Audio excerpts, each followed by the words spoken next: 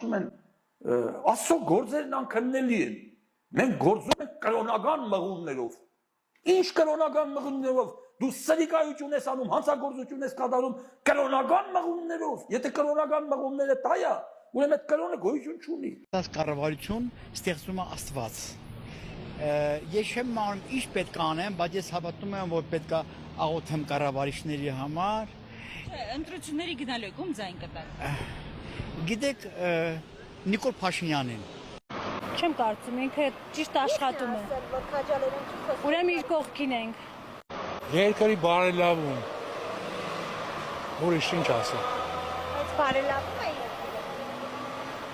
Լավից վատից հա։ Որ քայլն է, որ արածն ավելի շատ զլտուր եկել, մինչև այս 7 տարիների հետ։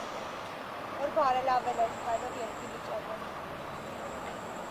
Չեմ կարող ասեմ, ես տեղացի չեմ, ստեղից չեմ եկածեմ։ Բայց գիտեք բարելավում է, եթե նույնիսկ այստեղ չեք ապրում։ Հեռուստացույցով նայում ենք, տեսնում ենք, լսում ենք։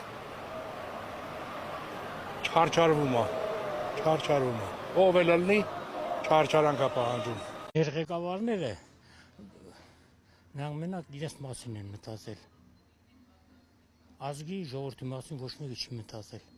Հասկացանք իրար։ Փաշինյանը դուք մի կապի, Փաշինյանը թույլ ղեկավար է, բայց միշների ամենազնիվ ղեկավարն է։ Մենակ ռուսները որ ոտները քաշեն ստեյք, մեր հայերիս համար լավ այն են։ Մենակ ռուսները որ ոտները քաշեն ստեյք,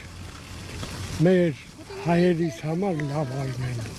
Իհարկե Ալեն Սիմոնյան, ինչ է։